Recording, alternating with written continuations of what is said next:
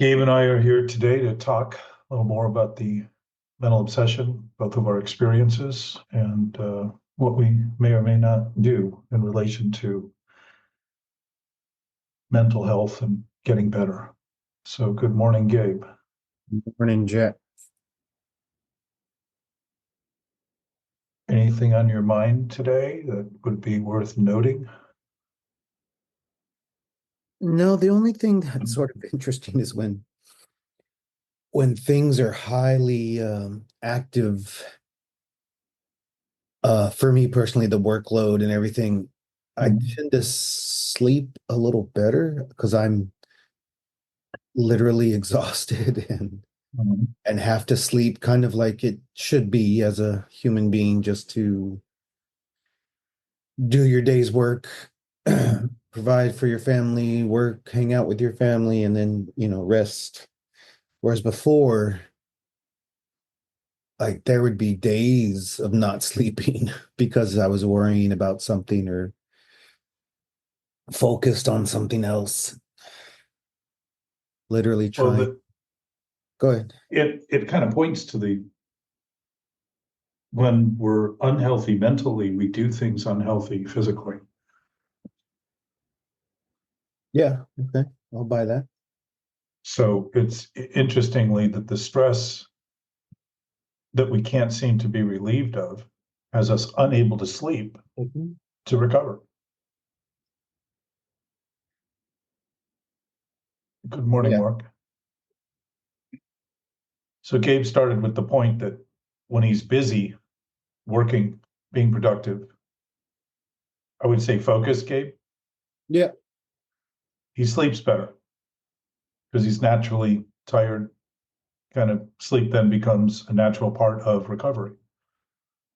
And in the mental illness, everything that would seem natural becomes unnatural, or everything that's unnatural seems to become natural, like not being able to sleep because you worry during the day, you worry at night, and then start worrying about not sleeping, and that's a whole new form of sort of dysfunction, preoccupation with now the circular notion of these thoughts. If the seed of the thought is corrupt, so too will all the subsequent thoughts be.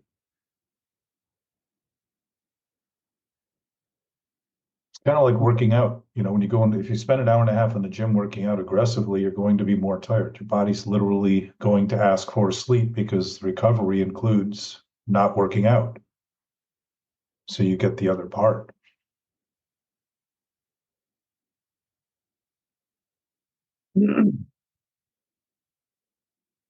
Yeah. What about from yesterday? Walk. Oh, it was good to see Harry. That was good. Yeah. Yeah. It's nice to see people in person. Mhm. Well, and he's kind of gone full circle, having gone back to be with his family after he had such a, dislodge with his, I don't know if it was custody issues or whatever, but he was very torn apart about not being with his daughter, being near his daughter. And that seems to have remedied to get him back here to be able to have that time with her and sort of fulfill his recognized obligation as a father and his interest in her. So those are difficult things to go through. And it doesn't help if the basis of our thinking is already difficult, and then circumstances become more complicated in that regard, because we're building on a weak foundation, and everything, no matter how stable it seems, becomes shaky.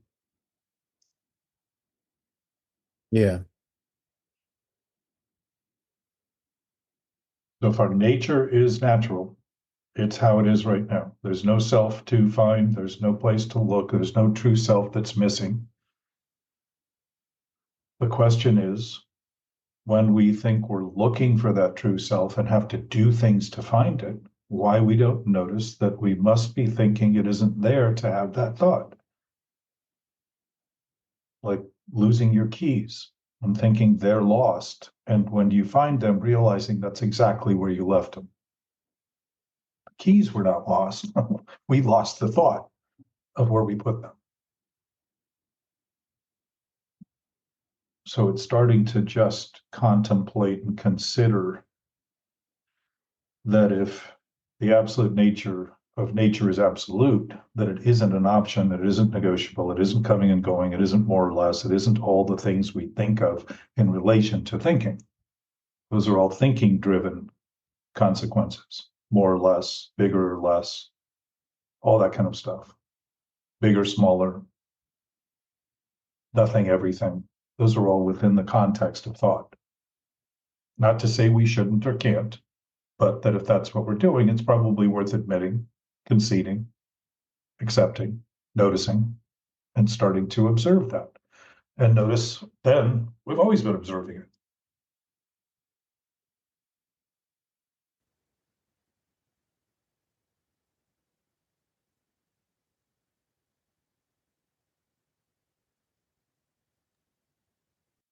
Think of my thoughts as reality is to go in circles and circles and circles about my thought. And since it isn't reality, it's just an idea I have, a thought I have about reality, I will go on and on and on and on, thinking someday it will be resolved while I am the one that is not resolving it by conceding what I am actually doing with my thinking. You said, the quote, you said, the horizon of many people is a circle with a radius of 0. They call this their point of view. Yeah. That Albert Einstein, that you had sent out. I can hear this morning about this circular motion, and it's again getting stuck in our point of view or our thoughts. Well, notice the other thing he's saying. He's also saying, the radius of it being 0. Yes. The point is there's no point. Right. We're trying to make a point from a place that starts from no point. So what are we trying to make but a point out of absolutely nothing? And if reality already exists, there's no points to be made. It's already made. It's already here. It's all, and doesn't mean we can't have legitimate rational points that can be made, that can be helpful. But to think of our thinking only irrationally is to make no point at all, which is exactly what I suspect he's pointing out. I'm no Einstein, but there's quoted just on my mind. was. What's that? I didn't hear what you said. I had nothing more. I was just saying that I was just, reading that quote. It's in my mind this morning. I've been up for a few hours already. So, and I just heard that in a lot of what we were just talking about. Well, notice I heard something else this morning, not here, but what was that? That the ego hates. I'm going to sort of paraphrase. Sure. The ego hates the body because it believes it's not a good enough vessel for it. Yeah. It also believes the body is real. It also believes the body is reality and sees its failings and frailty as lacking in reality. Is that from Course in Miracles? Yeah. Yeah. So if the thinking we have about our thinking is that it's us. And again, I'm sorry, am I delayed? You may be. Where are you in town? Yeah, I'm in town. Well, I'll give you a few more seconds then. I'm sort of paraphrasing. I'm sort of paraphrasing and catching the middle of a thought, but that just was something I wanted to circle back to. And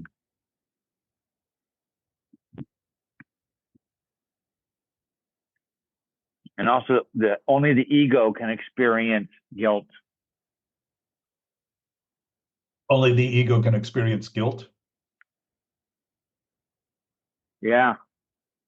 Well, I would suggest, as we've talked about, that the guilt is actually the admission of responsibility we have for imagining that our thinking of itself as ourself, which is ego. That guilt is an accurate assessment, and shame. We're shamed for being guilty because we know we're up to something that's no good. In the name of making believe, someday we'll perfect it to turn it into reality. And that strain and stress is mental illness. It is an absolute dysfunctional approach to utilizing the resources that we have been abundantly and freely given without any exception.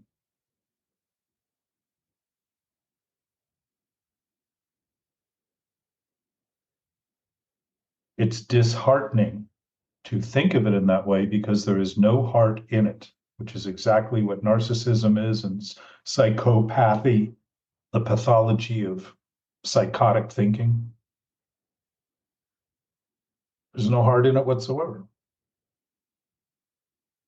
It's a vicious rumor attempting to prove itself real by violating other people's lives, space, reality, truth, all things that cannot ultimately be done. They can appear to be done, they can seem to be done, but they will never be done because it's just delusion rampaging in the name of trying to perfect our confidence in it as though we don't have anything to do with it.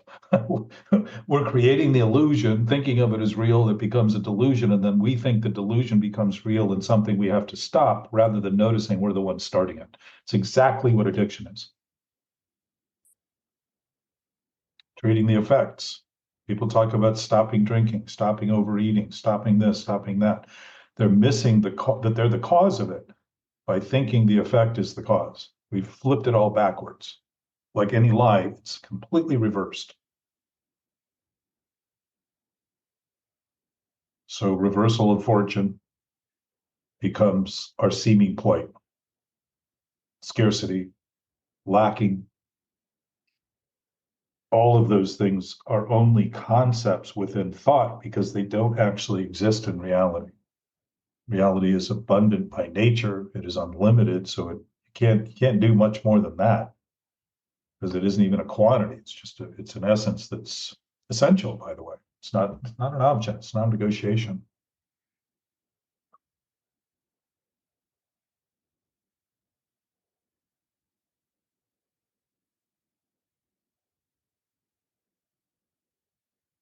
I think to Gabe's point, when we're operating aligned with something productive, doing what we can,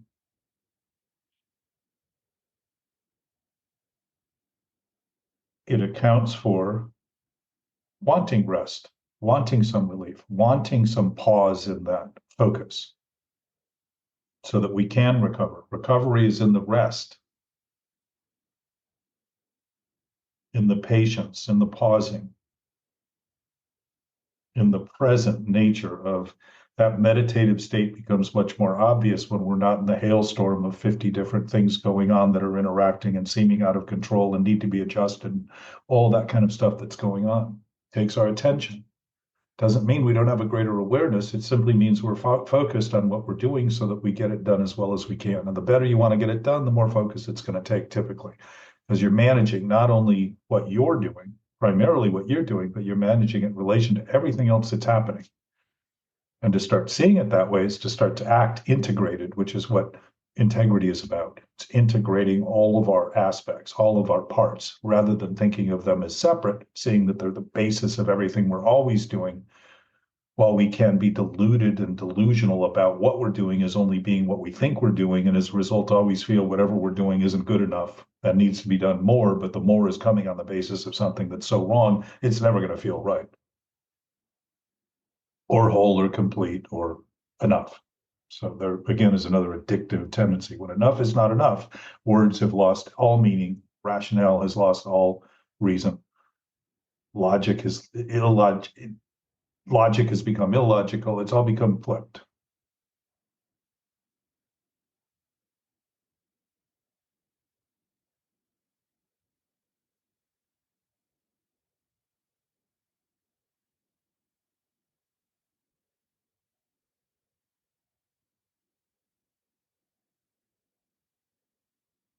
Gabe. Yeah.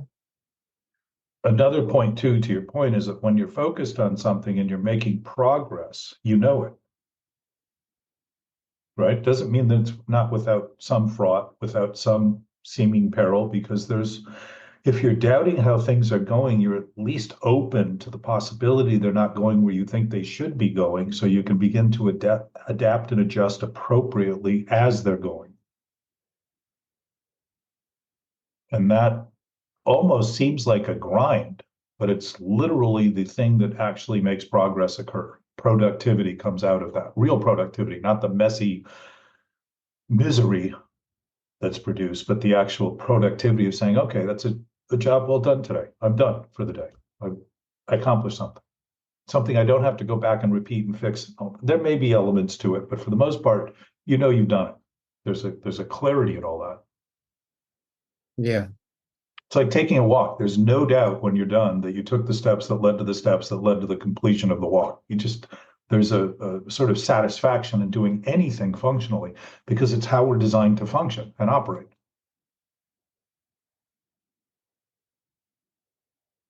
You know, with Harry, he's not here. I wish he would speak to it, but he has in the past. When he called and was standing outside the hospital door and said, I feel like I'm going insane. And I said, why don't you go there? Yeah. While you're feeling it, why don't you go there? And he started laughing. And he was not laughing when he called. But the simple idea of doing what he was doing freed him to see that it wasn't something that was it wasn't something absolutely happening to him, that he was involved in the happening of it. And it started a conversation. I could tell that he turned the corner to begin to ask questions he was sincerely interested in answers to, and also begin to see that it was up to him to come to terms with those questions, not just be told what to do and how to do it. He sensed that he had some greater awareness that was capable of coming to terms with what was happening. When he started to concede what was happening, he was in fact directly related to what was happening. He wasn't some bystander to it.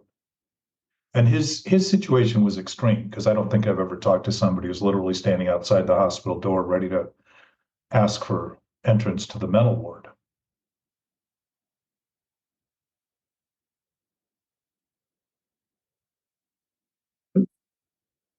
Doesn't mean we don't all feel like we qualify occasionally. We've all been there. I was just thinking that. Yeah. I was just thinking that, been there. Yeah. Well, and consider that we're there today to the degree that we're still thinking things we're not thinking are happening to us, or that we're not thinking things that we don't think we're thinking. To any degree that we entertain that, which is really, to me, the motivating factor of mental illness, is the idea that we're not doing what we're doing, so we're thinking of it as something else, and we keep doing it as a result, thinking there's nothing we can do about it, and continue to grow in our phobic neurosis about this worry, and we almost become passionate about our worry. And the worry is correct. It's actually assessing something that is worrisome, because the stress and strain on our body is going to undermine its ability to heal and to adjust productively in a healthy way rather than an unhealthy way. It will lead to diseases as a consequence of the charge that we're resisting the enemy and energy we're experiencing, and creating an imagined charge like a dream or a nightmare, and then witnessing the nightmare during our daydream as though it's our life. And that takes a huge toll on the body's ability to function, because we're paying attention to things that aren't actually happening in the name of thinking it's all that's happening. And it is real as a result. And it's fully induced by thought. Not to say that there aren't some people that may be wired in a way that has chemicals going in the wrong direction and creating hallucinations. But these hallucinations that we're talking about are actually induced by the individual, me, that choice I'm making in my thinking. Now, it's not me in the ultimate sense. It's the I of the human experience, the I of the thinker, the I of the one choosing. But it's also absolutely integrated with, if I'm a product of reality rather than the creator of reality, then I am absolutely integrated as a human with reality and with truth. It's the nature of nature. It's not something that I have to achieve or get to, or so we were talking about the breath work and all that, Mark. The ease that comes to the body when it isn't stressed will have you breathe deeper and more thoroughly, naturally, because the vascular structure will be asking for more air. So it'll be fluid rather than taking tension and trying to breathe more oxygen into it, which will effectively give you the bends, like somebody coming up from deep water too quickly. It either gives you this sense of cramping or a sense of hyperventilation, where you can't seem to get enough air all of a sudden, almost like a panic attack. And it may be exactly what happens in that instance. Because if you notice in a panic attack, you are not breathing shallow.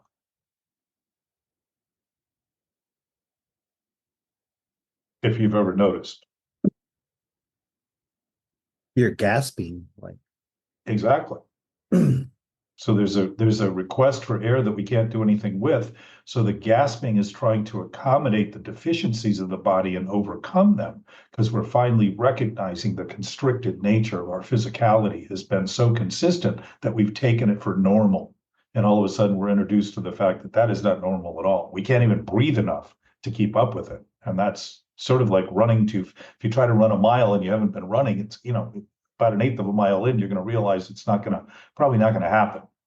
You might have to walk a little bit and catch your breath, literally. If the muscles aren't up to it, they're not going to receive the oxygen. So you're going to feel excess oxygen is needed, while the more you take in starts to turn into cramps in your system, because it's trying to store what it doesn't need. As you do that more and more, the body naturally adjusts and begins to accommodate it. But if the stress is constricting the whole vascular system, bloods, oxygen, lungs, all of it, we're actually, through the stress, maintaining what's effectively a death wish. It's a suicidal tendency to head in that direction and act like we have nothing to do with it.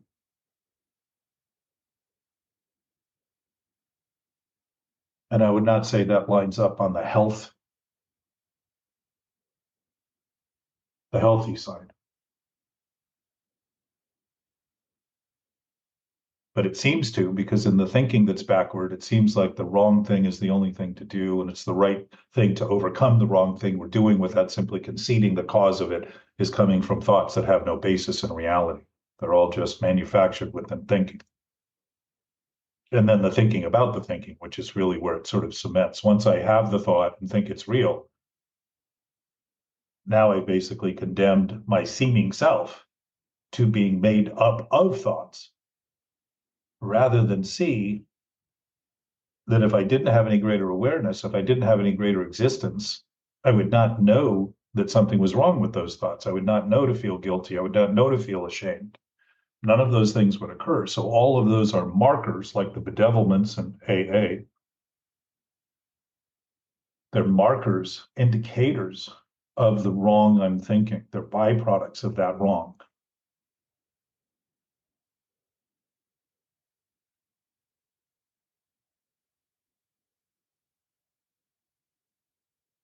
So to think feeling better than them and getting over them is the answer, is how addiction is maintained and how problems are maintained.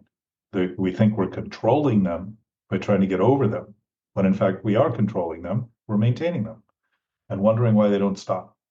Because we're the one restarting, thinking the effect is the actual problem, rather than the cause of that effect. Cause always precedes the effect, always. So if there's an effect we don't like, you can always be assured, absolutely assured, that there is a cause. And to start seeing it that way is starting to see, just like the point people try to make, Mark, where there's no point, that we can take any position we want, but it does not mean it's the only position that can be taken, the only position we should take, the only position we have to take, we need to take. It simply confirms that I am capable and free to take any position I want, which means everyone else can take any position they want to. Rather than think of that position as exclusive to me, excluding everyone else, putting me in a fight with everyone else over any position they take, it actually confirms that they are also free. There's principles, underlying reality principles, the basis of it, giving everyone else the right to choose whatever they want in terms of position, including an opposing position to mine, and thinking it is the only position, the same way I think I must have the only position to think they shouldn't have theirs. So if my thinking straightens out, I can start saying, oh, I can take any position I want. I can untake it anytime I want. I'm free. Freely chosen, freely unchosen. Choice always allows not to be chosen, or it wouldn't be choice. It's the whole basis of choice. It's not required. It's an option. It's a choice. So to say we have no other choice is to lie about the choice we have.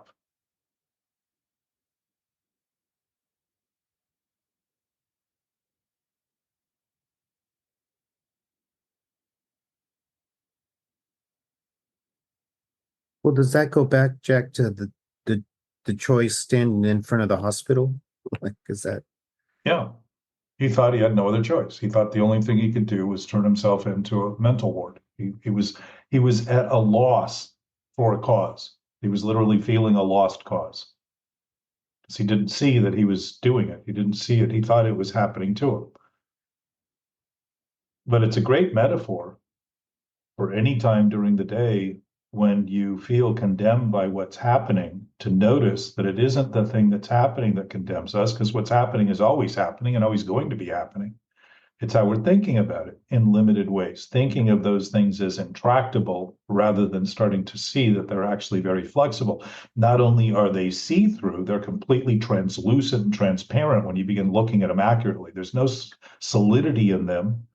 There's no stability in them, because they're based in thinking that's constantly changing. And it's just an illusion of solidity and density. The density of a thought, thinking of it so solidly, is a reference to the density of our own imagination of how solid it is, how much it weighs. We think of it as true because we're feeling it, but it's no different than feeling something that seems heavy in a dream. It isn't really there except to the thinking we're doing about it, the narrative we're creating, the imagery that we're entertaining.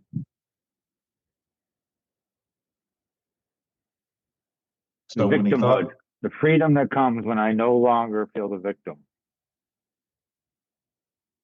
Yeah, well, it's starting to see that the victimhood is a natural occurrence of making believe I have nothing to do with it. I've created the victim.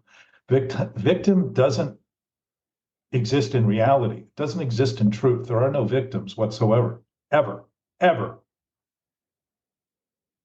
If the platform is the same, because it doesn't changes, is the basis of nature is natural, then that is all of our nature. It doesn't mean that we all share the identical genealogy or the identical genetics or the identical predispositions or choices or any of that stuff. We can all choose the way we want to do it.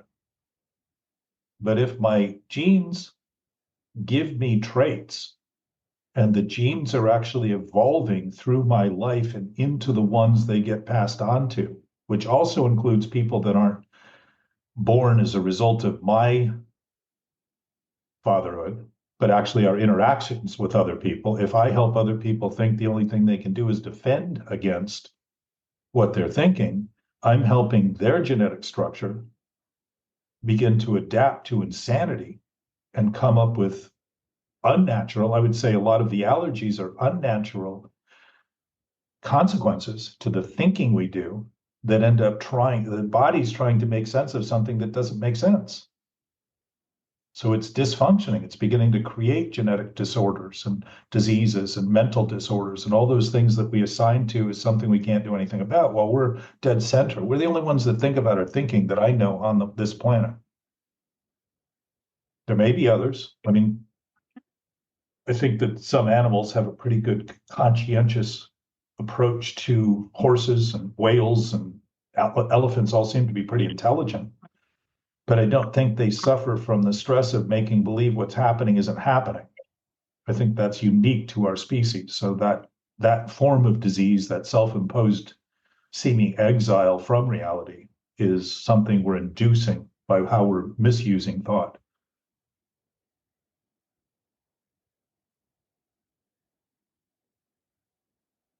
So it isn't thinking, it's our misuse of it, our imagination, imagined to be real. Rather, the imagination is one of the great benefits we have.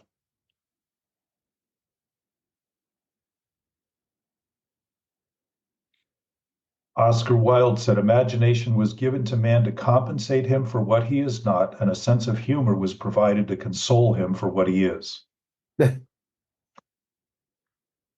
Now, I would say in our essence, he's really talking about our humanity, because within our humanity, we struggle.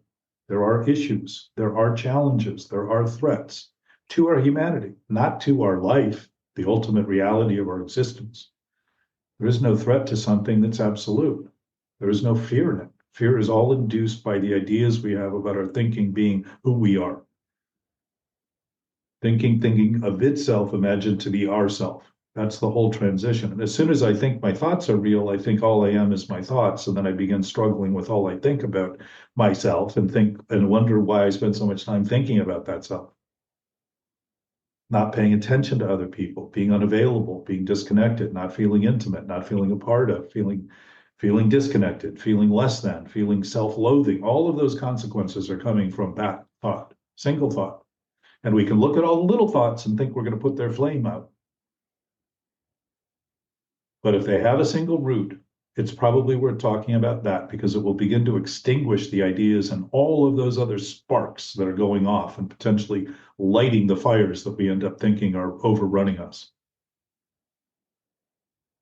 rather than just our brain being out of control with moronic episodes of activity going on that give us an induced idea that it's all that's happening because we're so preoccupied with it. And I would say, Gabe, that that's what's hard to sleep with. All of a sudden, when we're thinking unnaturally and unhealthy, we don't do the things that normally include healthy benefits. We don't eat well. We don't tend to drink enough water, don't tend to breathe well, don't tend to sleep well. Because it's lining up to have us function on the basis of the dysfunctional thinking. We're not going to function functionally on the basis of dysfunctional thinking. And that's why treating symptoms doesn't work. What it works to do is maintain the problem, get us sicker, and give us a false sense of control. But the thing we're control is getting worse while we're making believe we're getting better. Exactly what addiction is. Do the wrong thing in the name of thinking it's the only right thing you can do. And they're all suicidal tendencies, all of those thoughts. Think about food, probably the easiest way to look at it. At least in my experience, I found, and Herb Kagan mentioned this in one of his workshops, that the food programs are probably the most difficult because nobody's being asked to stop eating. It's about starting to eat nutrition for the sake of your body, healthy, not for the sake of taste and feeling full. If you're full of food that has no nutritive value, your body's still going to crave more, which tends to lead, in my estimation, obesity. We're trying to fill a hole that doesn't exist. Just like you were talking about Einstein's no point. If your viewpoint has no point, your perspective is worthless. Just lack of value. And I would suggest we probably all have that to some degree every day, maybe many degrees. Worth noting, worth mentioning that if something is possible, it is always possible. So to consider this and start thinking in other ways and see the benefits and then think that we no longer do that thing we initially saw to have those benefits is to miss the opportunity of the moment and all possibility and see that we can go wrong anytime we want.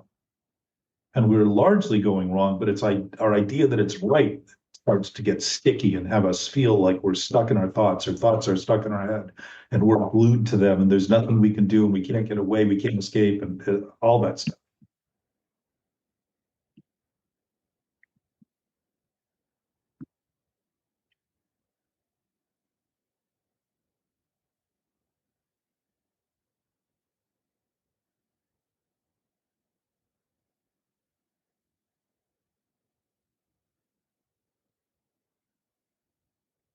If we can do it wrong, we can do it right. If we feel stuck, we can be unstuck. And if it's all based in imagination, it's simply starting to notice that thoughts are imagined. They're not reality. They're just concepts we're developing in our own thinking, possibilities we're developing in relation to all possibility, thoughts we're having in relation to life, not life. It's how we're thinking about it. Just like we think of each We think of each other in terms of traits and benefits and all likes and dislikes and all that kind of stuff. That's not who we each are. That's what we do in our thinking.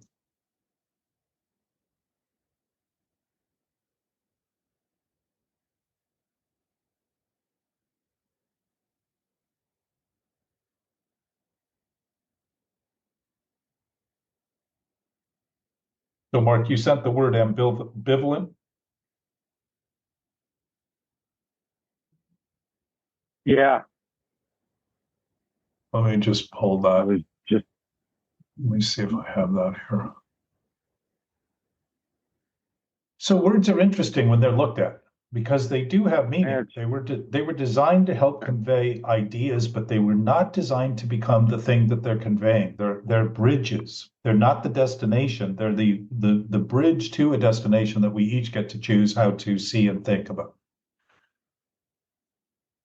So ambivalent, having or showing simultaneous and contradictory attitudes or feelings towards something or someone.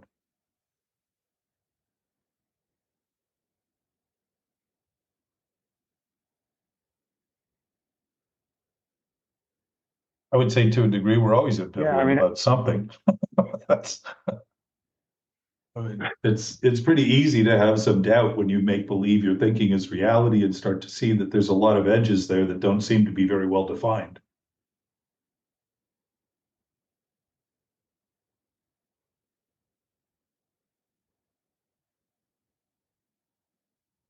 What were your thoughts, Mark?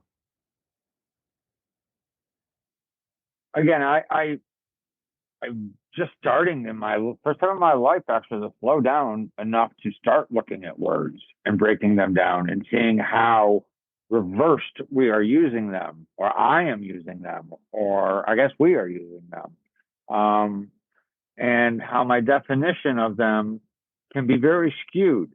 I have in my mind I'm total, like I'm just starting to expand my horizon with words. Well, you're So again, I expanding was your listening to vocabulary. something this morning, and I'm, but correct, and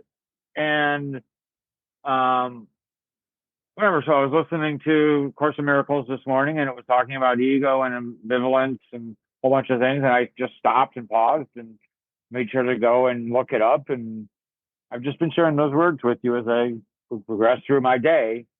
Yeah. Like I'm really pausing and, like instead of pausing and smelling the flowers, I'm pausing and and recognizing my words or the words around me. So a good word in relation to that is connotation. And that is an idea or feeling that a word invokes in addition to its literal or primary meaning.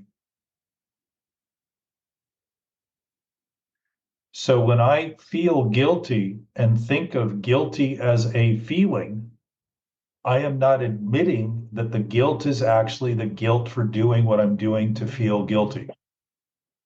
I'm guilty for what I'm thinking to feel guilty. I'm ashamed of what I'm thinking to feel ashamed. I'm bad.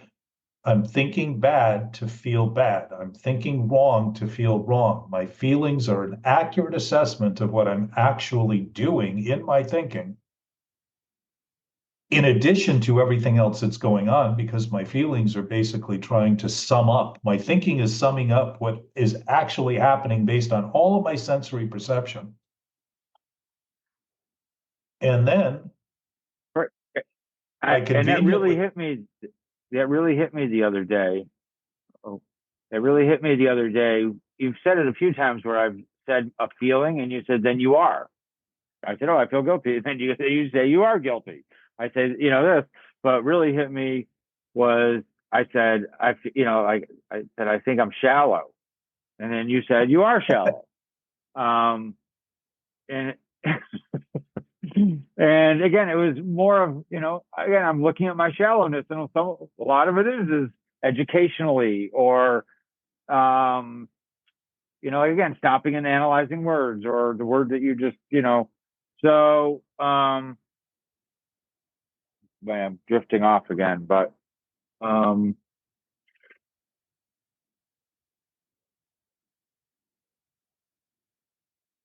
where I was going with this.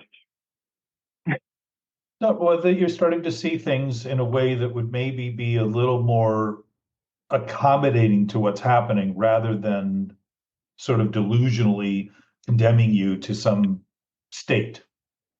So I'm going to, first of all, when you say you're drifting off, you're beginning to realize that you have no obligation to maintain these thoughts.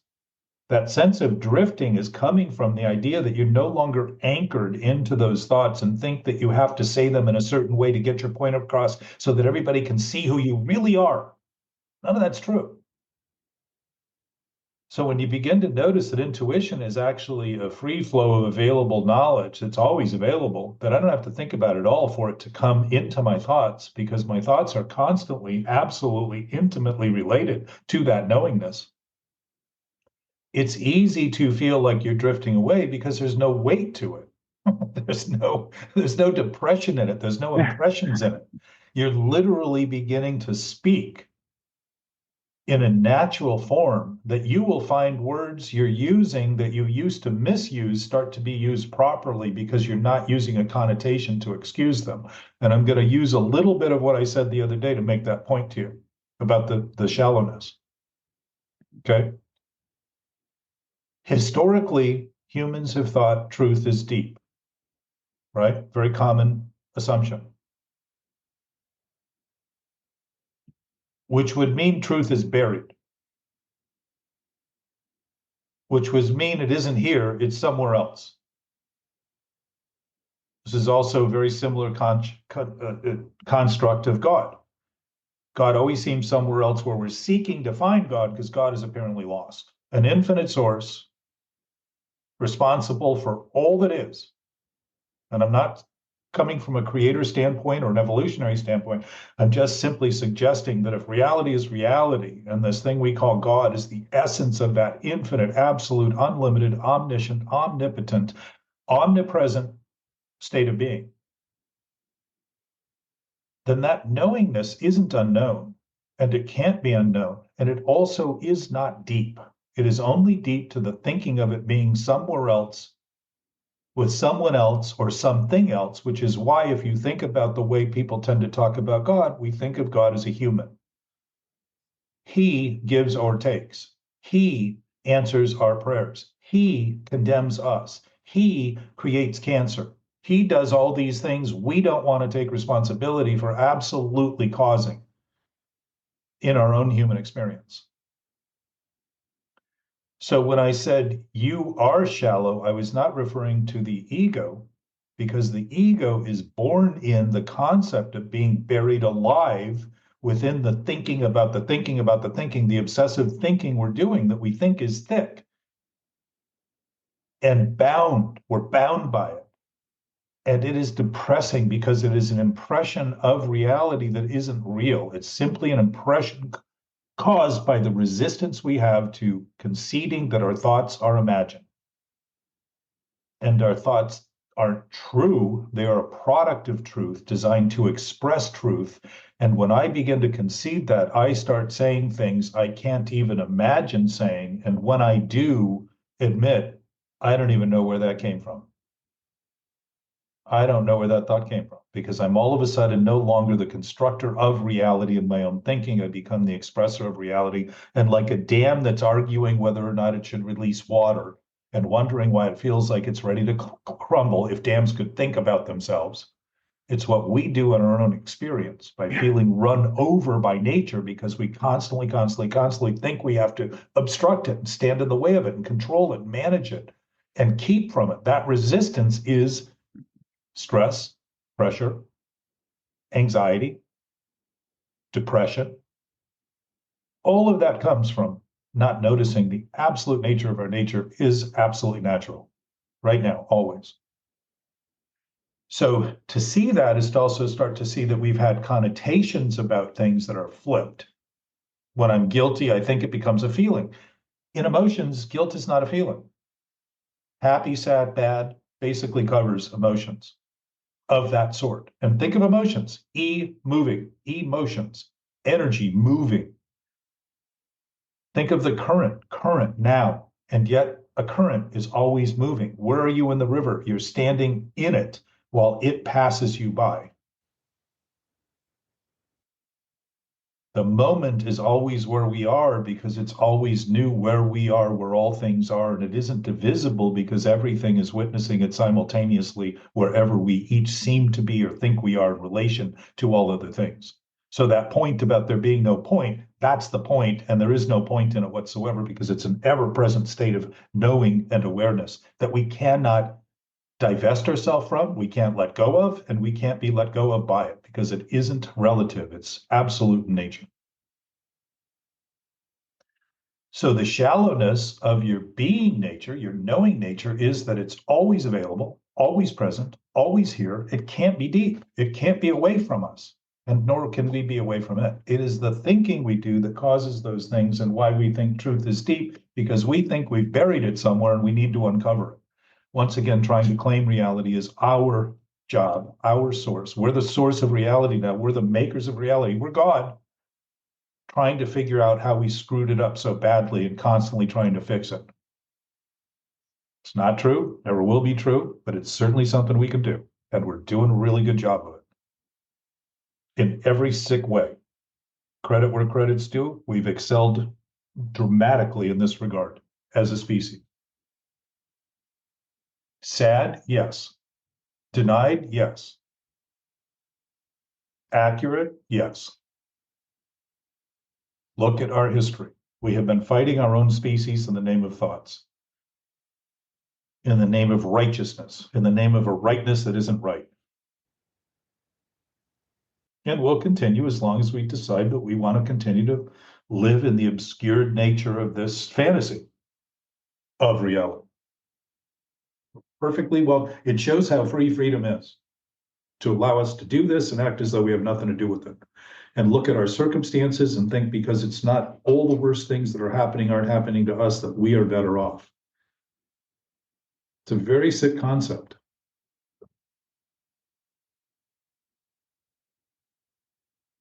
Because those things happening that we would never want to have happen to us are happening to other people right now, and we think we have nothing to do with it. And we're so distant from it, we don't need to think about it at all. So busy, sort of burrowed into our little hole, trying to get down to our rabbits and save them from the peril of the world while we maintain the peril in that thinking. We're capable, if we're capable of doing as much damage as we've done, we're certainly capable of reparable consequences that would heal and begin to grow in directions that would be unimaginable to the insane thinking that we've maintained.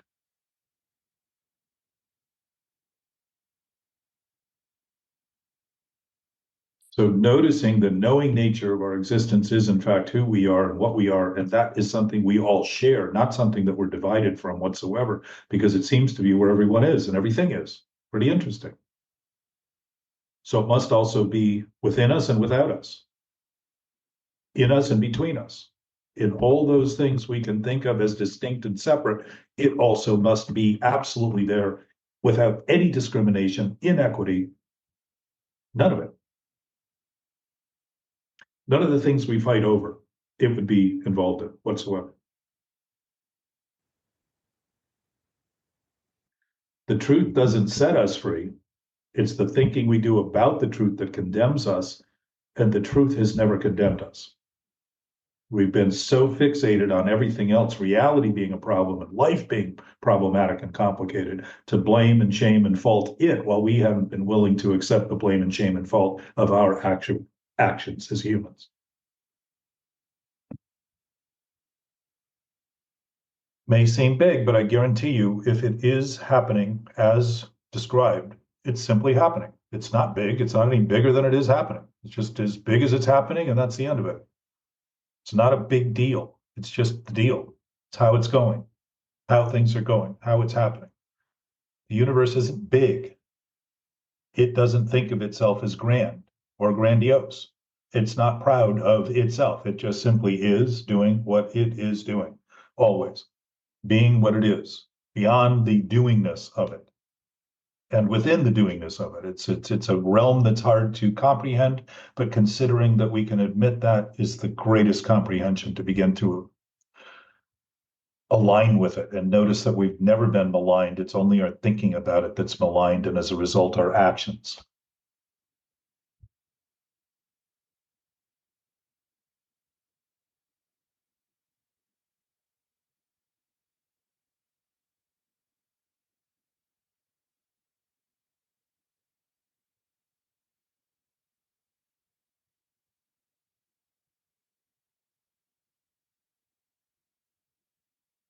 So there, here, now, as we are.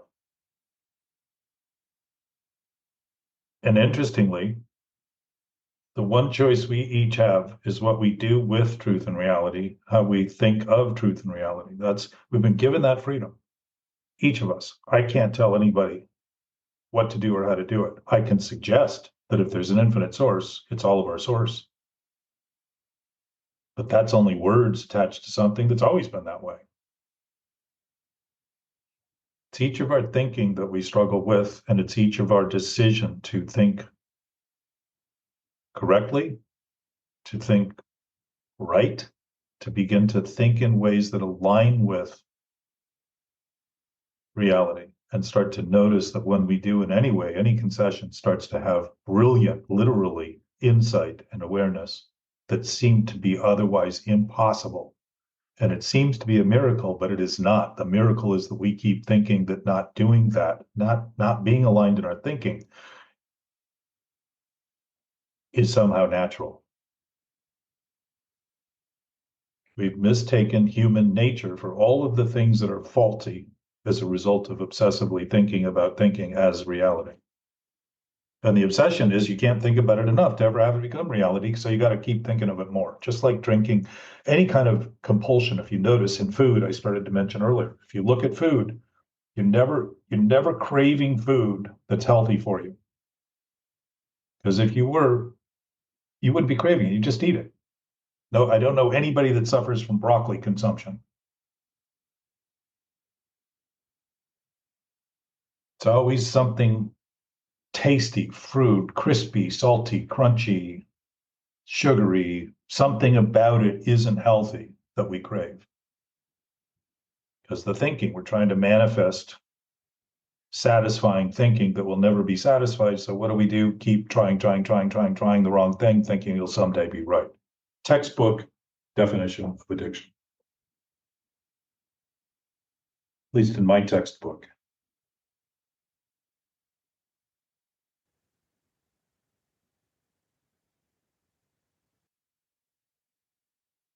So with that, what do?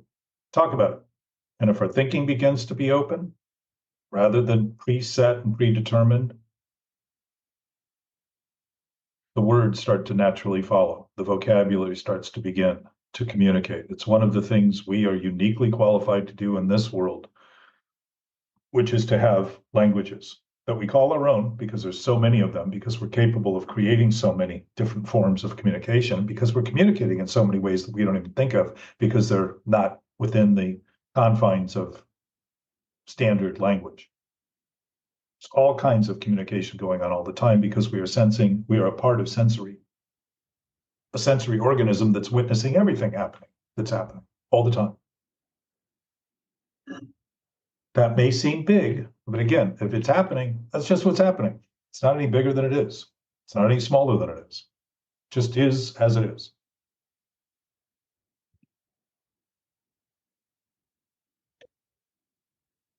And I can like that or not, and all that has an impact on is my own mentality, not reality.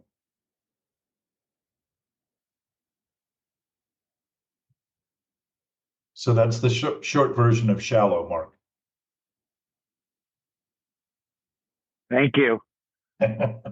Something that's immediate, synchronous, simultaneous, instantaneous, always present. It cannot be shallow, it cannot be deep. So the ideas we have about truth aren't truth. It's the lies we tell about truth that are buried alive in the same way we feel buried alive in the thinking we do about who we think we are. Because thinking about thinking itself means that I am now buried in the confines of the thinking I'm doing, and wonder why I can't keep getting it right, because the thinking's constantly changing. So any right I get to immediately changes, and I feel completely imperfect again and wrong, and something needs to be corrected. It's all just make-believe.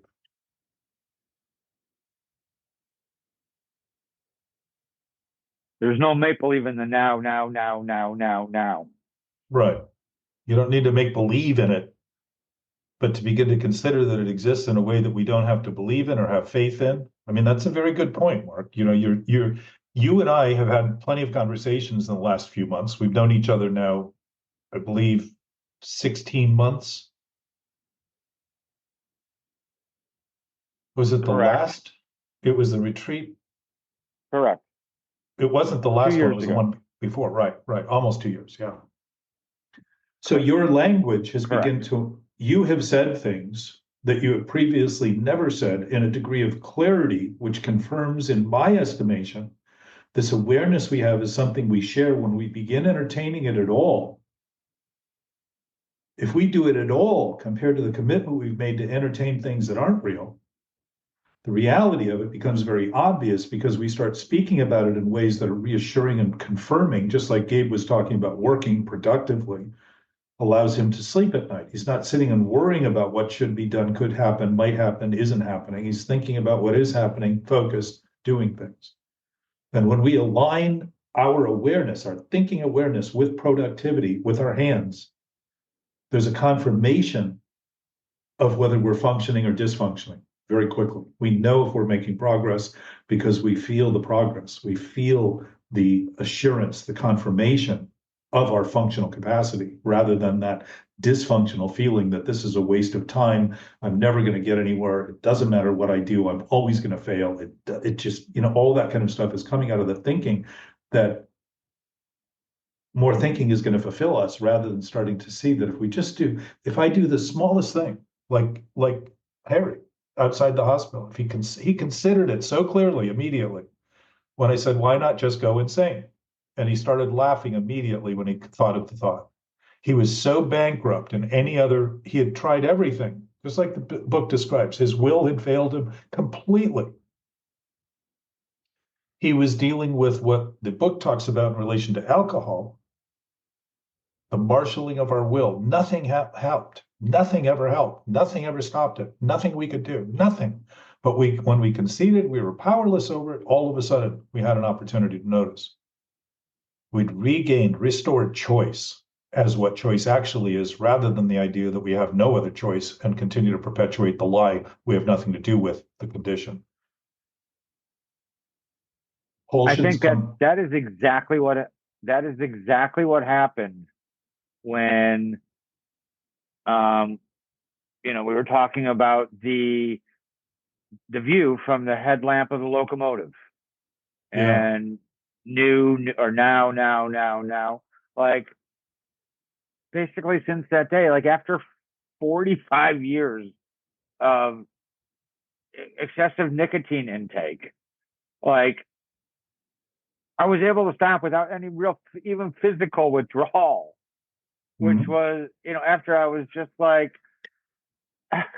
okay, like it's right now and I'm okay. And by the time I have that thought and it's done, I'm already into the next now. And I had the option of choice returned.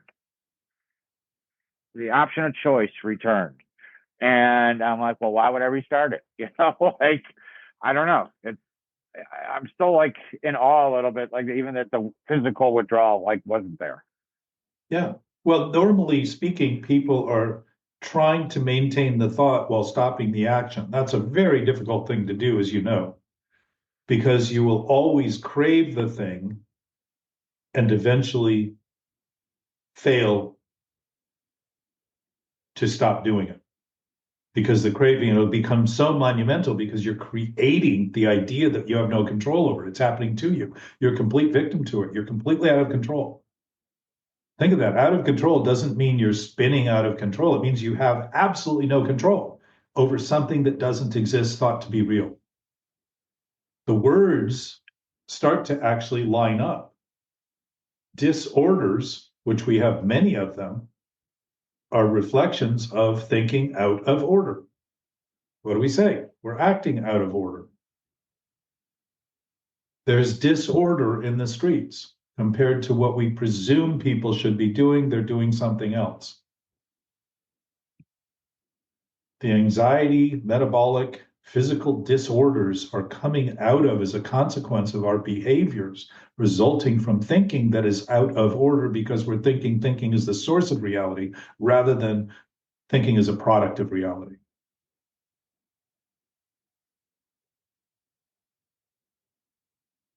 So in witnessing that, Mark, you're starting to see that absolute freedom is absolutely free. And when you thought that when you thought there was no choice, it wasn't because there wasn't any choice. It's because you thought your thoughts were so real. When you thought there was no choice, there was absolutely no choice. But it's interesting when we talk about words, that if we start looking at the words with any degree of sincerity, you start noticing that we're using words to try to maintain the lie. And yet, so we use choice, knowing that it always means we have the choice not to choose. But we blame choice for being defective, that we have no other choice. Why would we use choice as an excuse if we had no other choice? We would just be doing the thing we're trying to excuse we shouldn't be doing. We wouldn't be thinking about it. We wouldn't be blaming choice as though choice has no other choice.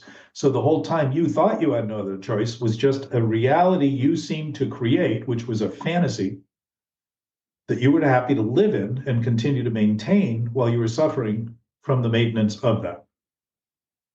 You knew that it wasn't healthy. Nobody smoking thinks it's the best thing they can be doing. And I'm not suggesting that it isn't something we should be doing. Right? People want to do what they want to do. They do what they want.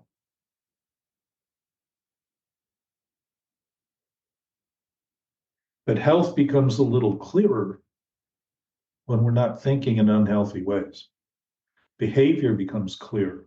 The inclusion of consideration, meaning others being considered too, not before us, but as a consequence of our healthy thinking and doing what we can in the best way we can, begins to naturally notice other people also have needs we may be able to help with.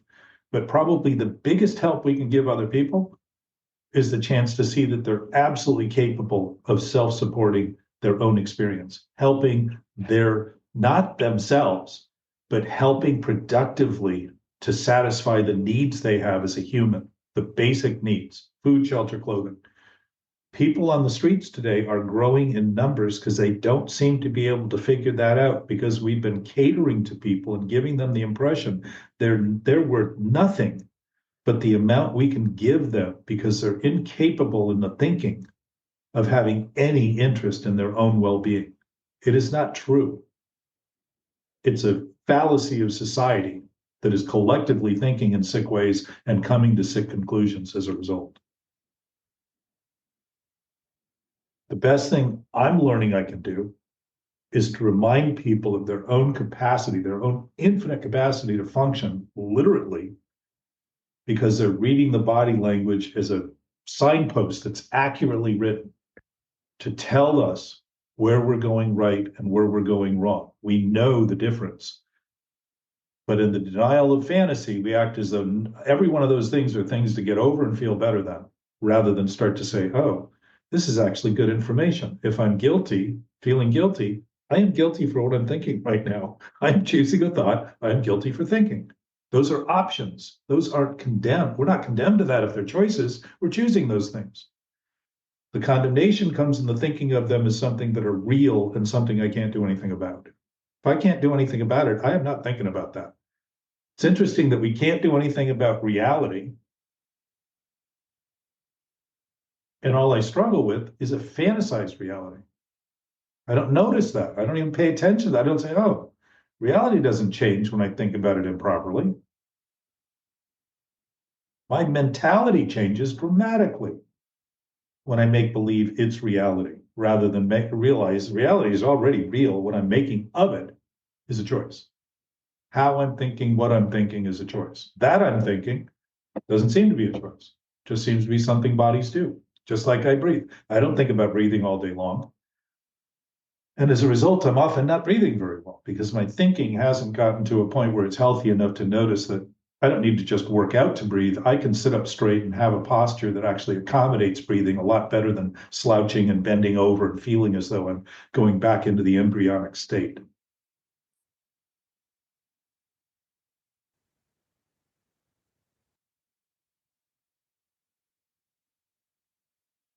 It's not cool, it's hot. It's warm, flexible, pliable. I tried to be cool for years and realized after feeling a body that was dead, that's what happens about 20 minutes after rigor mortis sets in. Bodies are very cool and very odd to touch. And it always tried to be cool, and that's the death wish, trying to cool the heat down. And energy is expressed in, it's a function of heat. It's warming things up. Something frozen solid is not moving very much. The molecules are almost imperceptibly moving. What did you say yesterday, Jack? That was all three of us were like, yes, and Gabe, you were like that. I call that whiskey, and somebody, I don't remember what it was, but I totally associated with that, like that totally just wanting to sleep, almost like just. So without I remembering don't the remember what you words, called it yesterday. but let's go with your present memory. You're starting to notice that you notice things accurately when you're willing to notice what's happening. You're starting to come to terms with that. So if you had that experience, that isn't something I can tell you to do.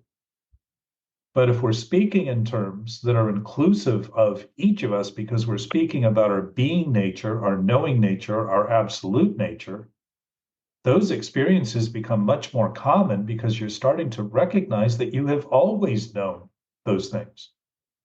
And what's new is your thinking is starting to consider those things as accurate and available. They're like waking up, right? You kind of go, in my addiction, like in my, no, it's just like in my addiction at the very end, like I couldn't even be awake. I could not face the world. Like I literally could not be awake. I was using inhalants to the point where I refused to let go until I would pass out, and I'd be out for hours. And, I'd wake up in a pile of shit and piss and puke, and, I'd grab another can and just go back and refuse to let go until I was physically asleep. So it was just like, it just really brought me down to a very dark place of despair and hopelessness. So I know your memory is confident that I have experienced.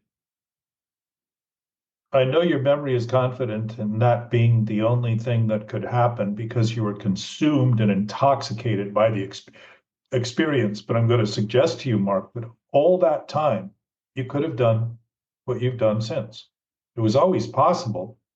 You didn't see it as a possibility because you were thinking your limited thoughts about what was happening were your only possibility because you were seeing them as reality. But we even hold on to the memory as a delusion of reality because we're thinking of it in relation to the experience we had in it. Discounting the greater experience, the greater knowing.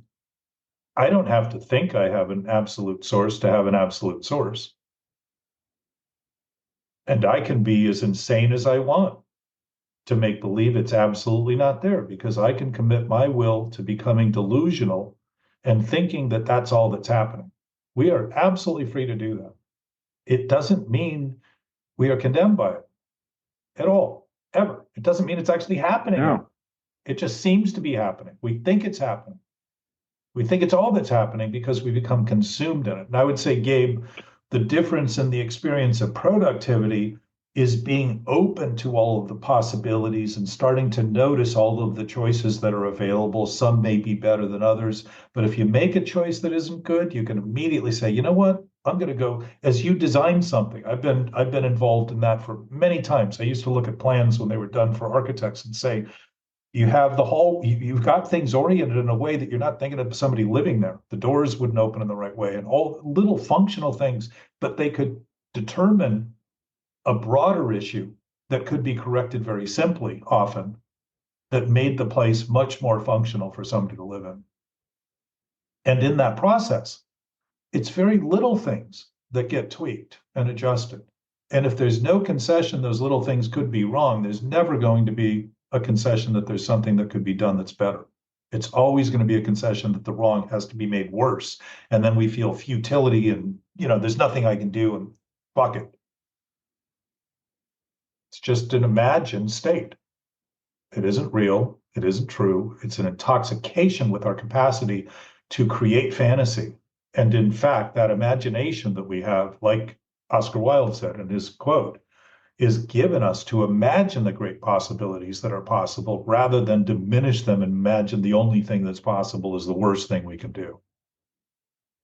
But we're capable, we're able, we're free to do just that. If we're free to do it, we're free to undo it. If we're free to do it, we're not obligated to redo it. Ever, including, Mark, when you think back to those times that seemed impossible, the intractable aspect of it was your constant maintenance of that thinking that you had come to believe was you. It's all Mark could do. It was all you thought about yourself. So you imagined that was reality, that was your reality, when in fact it was never true. And something that isn't true doesn't exist in anything other than a thought. So how things seem, how they appear is not how things are. Things are how they are, regardless of how they seem or appear.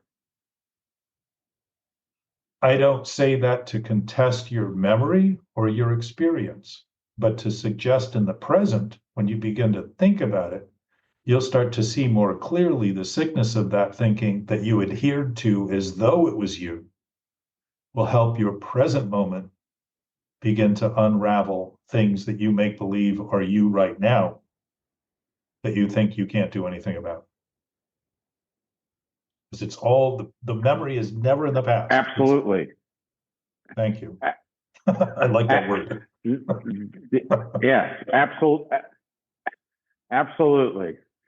Yeah. And yes, I look back at that experience all the time and look at that and, definitely have learned so many lessons, especially that, thank God I'm wrong all the time. I love that I'm wrong all of the time because, there was definitely a time in my life where I did not believe my life was recoverable. Yeah. And, if a tenth of the things that I think throughout the day actually came true, I'd be fucked. So I am so happy that I am wrong all the time. Well, and keep in mind the wrong, you were talking about the moment, the now, the newness of the now. If the now is new, it isn't a process of moments because they aren't defined as time periods. There aren't any period. This is the point of no point, by the way. The infinite source isn't based in a continuum. It's based in an ever-present nature that's always present. It's only new to our experience as humans because we are in what seems like a relative experience. But if the root of our relative experience isn't relative, and we begin noticing that, this is exactly how calculus was created. Gabe can correct me here, I'm sure, about some of the ideas I have about it, but calculus was about beginning to deal with infinitesimal points and notice that you couldn't make a point that covered another point or there would be no point to the point. So what it was looking for, and both Leibniz had its own, I forget what his was called, calculus. It was different than, what's his name? Newton, Isaac Newton. They both had their different versions, but they did the same thing. What happened was they said, we're not claiming there's anything infinite in the universe, but we're showing that within mathematics, when you enter a function of infinite, which is what they did with the sideways 8, if you put that into the equation, all of a sudden the choppy points of algebra become these elegant, simple lines. Interesting that there would be an elegant, beautiful simplicity to introducing the infinite, and yet they were still willing to say, we're not conceding that there's anything infinite in the universe. But they were also providing people who were willing to learn the natural order of mathematics to begin to appreciate calculus, an opportunity to notice how fluid and elegant and beautiful nature is by their own experience. They weren't telling anybody anything. They were giving everybody what they had done in all ways, and it's still used today. Any corrections there, Gabe? No.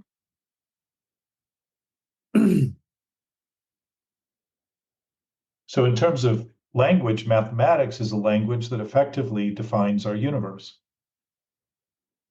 And in that language, there is a natural order, a progression of steps taken. If they're taken in order, the problems aren't problems, they're solved. They're equations that are solved.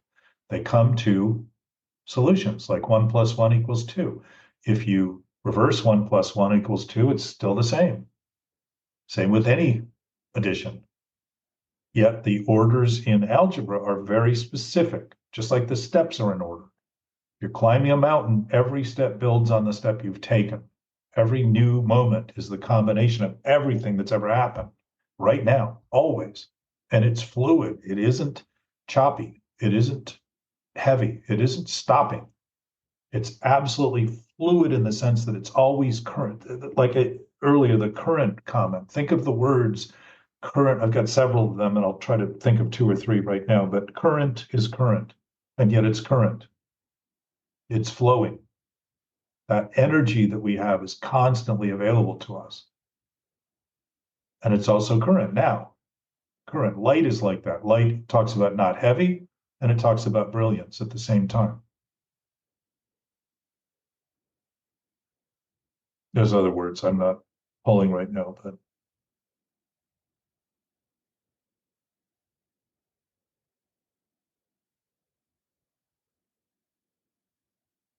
it is profound because profound means forefinding rather than confused, which means opposed to fusion. To think of things as separate and distinct is to think of things in confusing ways because it isn't accurate. It's exactly what would happen if you tried to do algebra and didn't do things in the order that is prescribed, literally, because it's how it works. Major chapter in the big book, how it works. Describing the steps, the basic problem, self-centeredness, the solution, spiritual.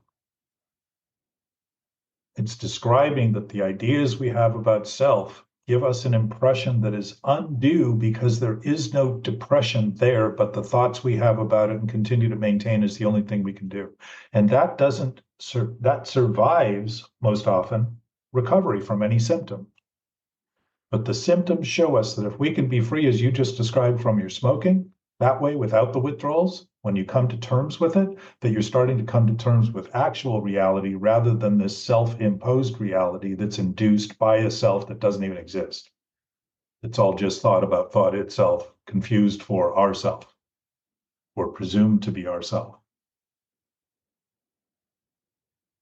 That basis, you'll notice multiple things you don't do anymore that just vanish because the thinking isn't there to promote the compulsive end. The reactive thinking that is impulsivity doesn't turn into the compulsivity, just vanishes.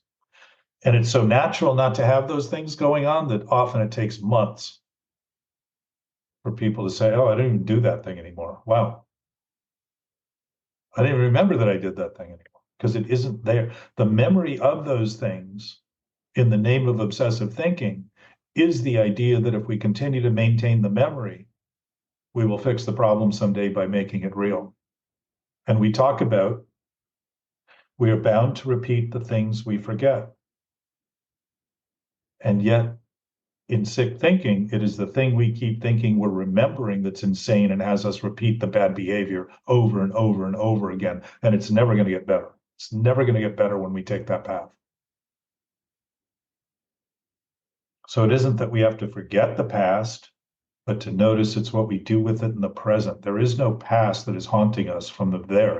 If it's haunting us, it's because we think it's real now, rather than notice the reality of it is the lesson in it, the growth from it that we're capable of learning.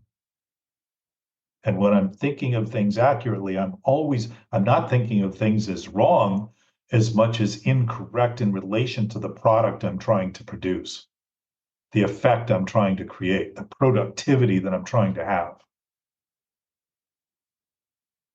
So it's just an adjustment, like a sailor at sea is never in the right absolute path. even crows, when they talk about the distance as the crow fly, is being blown by the wind. To some degree, they're being carried by the current, which is why birds can fly so far. It's not just their flapping of the wings in an absolute still state. They are riding the currents of the air that we don't see. Same with the elephant or the whales traveling the distances they do. The current is helping them along. They're not fighting the current, they're going with the current. Yeah, I imagine at times they are, but for the most part, they're moving with the water. We are perfectly welcome to do that.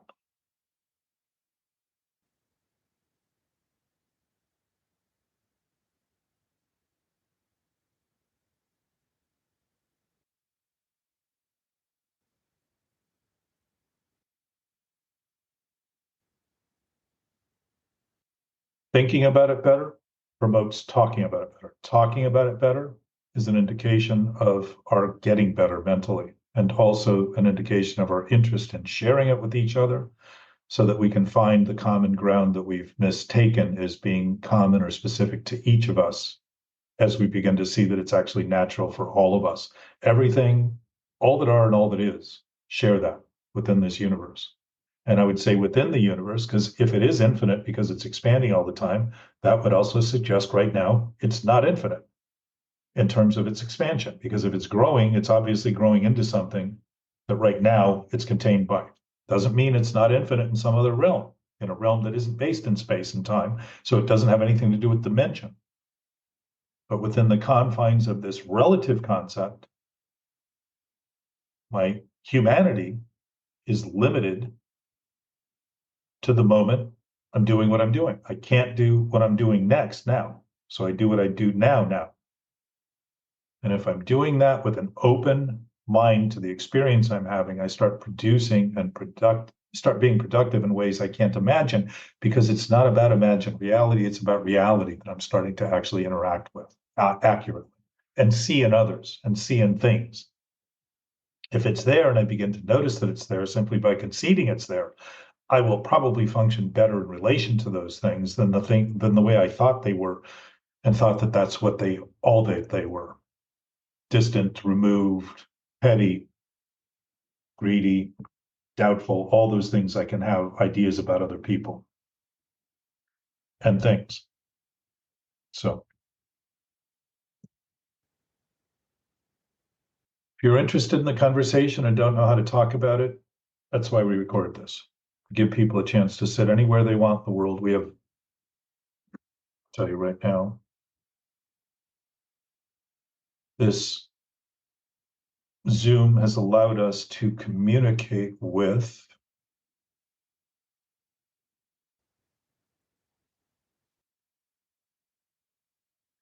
or in and through, I think it's 83 countries and 83 countries and 838 cities around the world.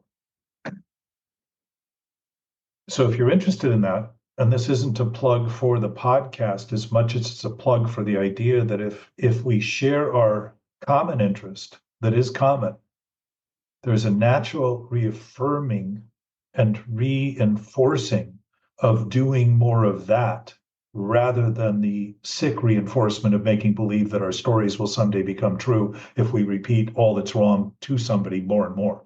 Think about the time you spend talking to people, if you do, excusing what's happening, or yourself, your seeming self, from the circumstances by pointing out what's wrong with them and then and they, wherever that is, future, past, whatever it is, not happen. Think about the time spent talking about things that aren't happening in the name of trying to make sense of what is happening. Well, it makes no sense to think of things that aren't happening as all that's happening in the present. So I give you that, and you might want to replay that a couple of times. But if you begin to actually communicate and pass on anything that is informative in an actual affirmative way, meaning it reflects principles of nature or any basis that could even be considered from it, because I don't suspect I talk about this right enough to convey it to anyone, especially if everyone already knows it. It's not up to me to do that. But I can mention that if you already know it, you begin to notice that you know it, you begin to concede that you know it, the words will start making more sense because they will become your words, and you will see that you have that same capacity to vocabularize your thoughts into words that can be instructive and helpful to others, rather than enable them and people please them into thinking somehow or another you'll do for them what they can't do for themselves or in their own experience. And that's why I record this, so people can sit anywhere and listen, contemplate, wonder, ask, look at the awe of our experience that's combined, rather than think of it as something we each need to do individually so we can just save ourselves from the onslaught of horror that we find around us in any way. It doesn't have to seem like horror to find threads of things that seem to be threatening enough to want to hide from. So I would suggest most of, if not all, that's coming from our own thoughts and the fears we're not facing because we're not admitting that the totality of what we're doing includes what we don't think we're doing in that thing we call the subconscious, which I suspect doesn't exist except to the thoughts we have that we can hide things in a place and then wonder why the universe seems mysterious and there's so many unanswered secrets. There aren't any secrets in the universe. Everything that's happening is happening right now. That is not a secret. We can think of it that way because we're free to. Doesn't make it that way. So anyway, those are my thoughts. It's 10:30 in LA. I think that's an hour and a half if I remember the start point right. I appreciate that you guys come, Gabe and Mark, today. And I appreciate the time we spent during the week, by the way. It was great to walk and have Harry in the midst of us personally after he spent so much time with us digitally. You know, I had never met him actually in the 3 years I've talked to him. So, I appreciate this a lot. I appreciate the chance to talk about it and try and get any better that I can. And Thank you, Jack. You guys make that possible. So thank you. Love you. See you around campus. Thank you, Gabe. Thank you, Jack. Thanks. Love you guys. Bye.